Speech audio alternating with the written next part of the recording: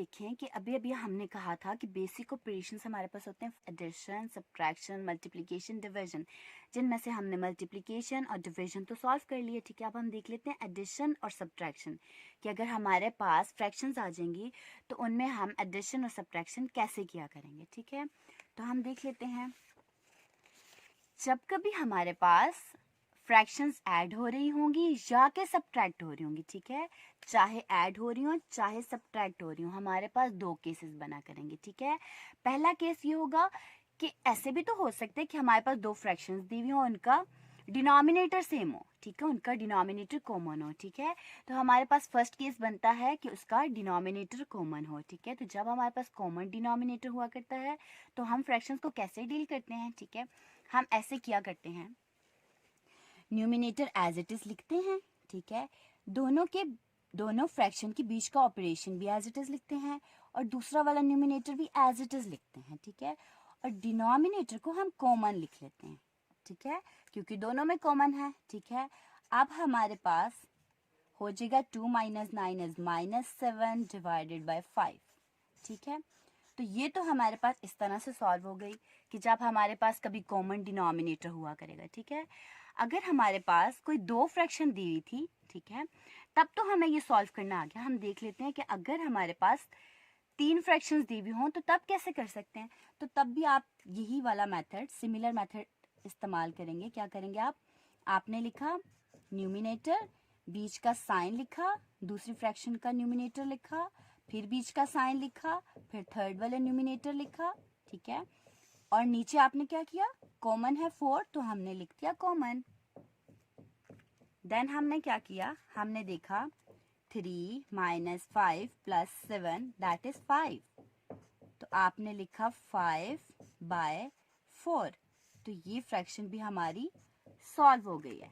ठीक है, तो अब हमें समझ में आ गया कि जब कभी, अब यहाँ पे मैटर नहीं करता कि आपके पास एडिशन साइन है या सब्ट्रैक्शन साइन है। ठीक है, तो अब हमने क्या सीख लिया कि जब कभी हमारे पास दो फ्रैक्शंस ऐड हो रही हों या मल्टीपल फ्रैक्शंस ऐड हो रही हों या सब्ट्रैक्ट हो रही हों, ठीक है, जो भी इन दोनों में से इनमें ऑपरेशंस परफॉर्म किया जा रहा होगा, हमने पहले क्या चीज़ देखनी होगी, हमने देखना होगा कि डिनोमिनेटर कैसा है।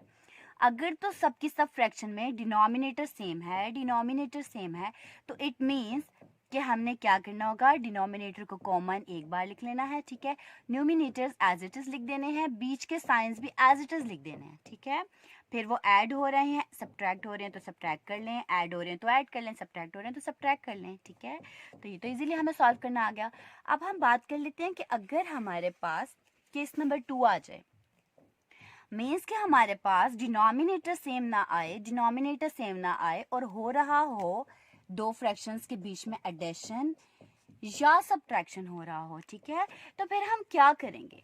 ठीक है, हमको क्या करना है, अगर ऐसा कोई सीन आ जाता है जब हमारे पास अनकॉमन डिनोमिनेटर आ जाया करता है, ठीक है, उस केस में हमारे पास दो मेथड हैं और हमारी अपनी चॉइस है कि हम दोनों मेथड्स में से कौन सा वाला अडॉप्ट करें। ठीक है, हम पहले डिस्कस कर लेते हैं मेथड नंबर 1 को। ठीक है, दैट इज क्रॉस मल्टीप्लिकेशन। ठीक है, क्रॉस मल्टीप्लिकेशन इस मेथड का नाम है। देखते हैं ये कैसे काम करता है।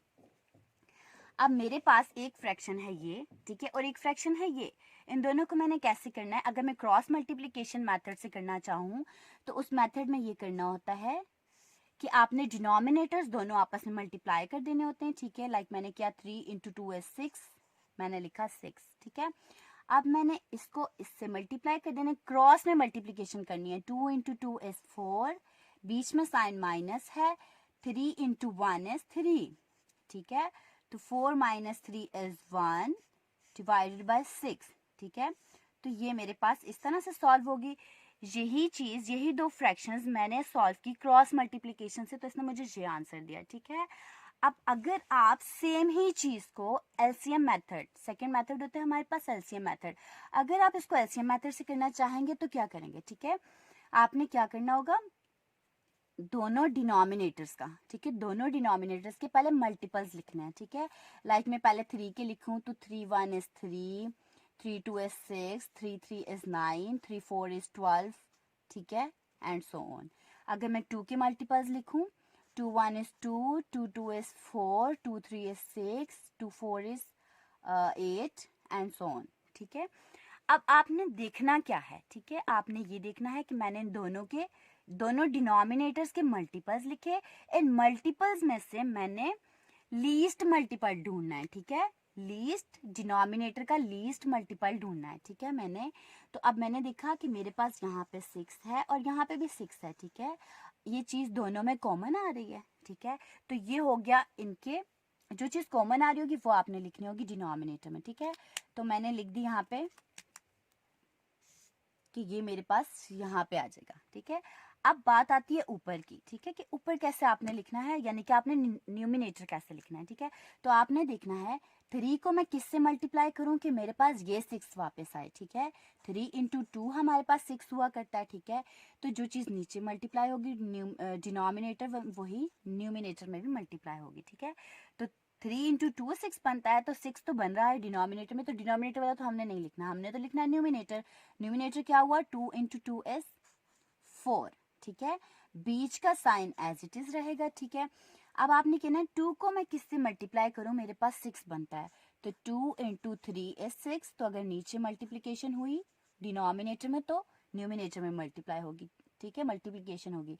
3 इंटू 1 इज 3, ठीक है।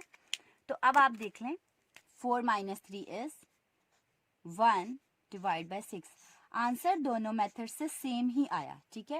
लेकिन आपको पता चल गया कि जब कभी हमारे पास दो फ्रैक्शंस ऐड हो रही हों या सब्ट्रैक्ट हो रही हों तो हम सबसे पहली चीज़ देखते हैं कि उनका डिनोमिनेटर सेम है कि नहीं। अगर तो उनका डिनोमिनेटर सेम नहीं होता, मीन कॉमन नहीं होता, तो आपके पास दो ऑप्शंस होती हैं, आप क्रॉस मल्टीप्लिकेशन मेथड अडॉप्ट करें या आप एलसीएम मेथड अडॉप्ट करें, ठीक है। अगर आपने क्रॉस मल्टीप्लिकेशन मेथड अडॉप्ट कर लिया तो आपको क्या करना होगा, डिनोमिनेटर्स को मल्टीप्लाई करके नीचे लिख देना होगा और न्यूमिनेटर्स को क्रॉस मल्टीप्लिकेशन विद डिनोमिनेटर करके लिख देना है, सेकेंड वन को भी, ठीक है। फिर आपने सिंप्लीफिकेशन कर लेनी है तो आंसर आ जाएगा, ठीक है, मीन्स क्वेश्चन सॉल्व हो जाएगा, ठीक है। नेक्स्ट इज कि अगर आप चाहते हैं कि मुझको क्रॉस मल्टीप्लिकेशन बिल्कुल नहीं करनी, मुझे एलसीएम लेना है, ठीक है। तो एलसीएम के लिए आपको क्या करना होगा, दोनों डिनोमिनेटर्स के मल्टीपल्स लिखने हैं और उनमें से लीस्ट कॉमन ढूंढना है, लीस्ट कॉमन मल्टीपल ढूंढना है, मीन कि 3 का लीस्ट कॉमन मल्टीपल जो कि 2 के भी मल्टीपल्स में आता हो वो हमारे पास कॉमन कौन सा है, 6 है, ठीक है।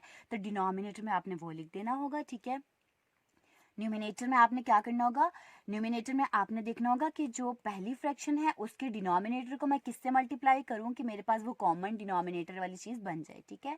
तो जिससे आप मल्टीप्लाई करोगे डिनोमिनेटर को उसी से मल्टीप्लाई करना होगा आपको न्यूमिनेटर को भी, ठीक है। सेकंड भी केस इसी तरह होगा, डिनोमिनेटर को मल्टीप्लाई करके आपको लिखने की जरूरत नहीं क्योंकि ऑलरेडी लिखा होगा, ठीक है।